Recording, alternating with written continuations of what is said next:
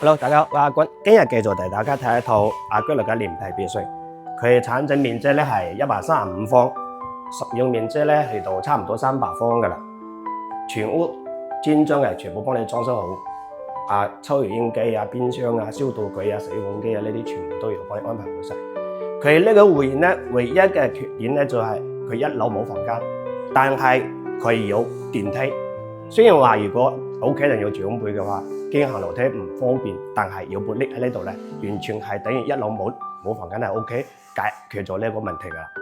佢呢啲花園咧，雖然面積唔大，但係佢前面後面都有，仲加埋樓頂嗰露台都有。二樓呢間咧，我哋就可以作為主人房，但係都有陽台仔嘅。嗰啲電掣、嗰啲家私啊，全部幫你整好晒、設計好晒。呢邊係洗手間，洗手間呢邊一出嚟咧就係部電梯噶啦。間房同樣幫你已經裝好晒噶啦，電掣嗰啲衣櫃啊、嗰啲咩啊，全部幫你弄好晒，仲帶有個少少嘅飄窗喺呢度。平時咧喺個飄窗嗰度咧坐一坐啊、睇下書啊，都好舒服。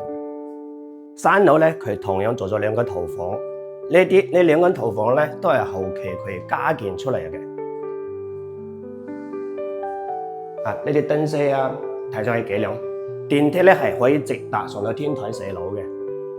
呢邊呢間房咧同樣一樣，佢都做咗一個陽台。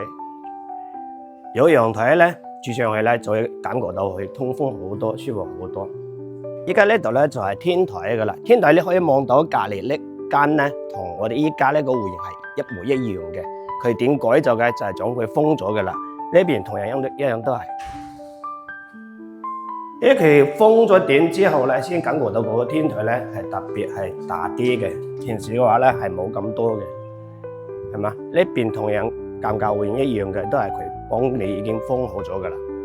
間屋咧就已經睇晒噶啦，全部咧佢做到4房4衛，135方，實用面積咧真係冇得頂，去到差唔多300方。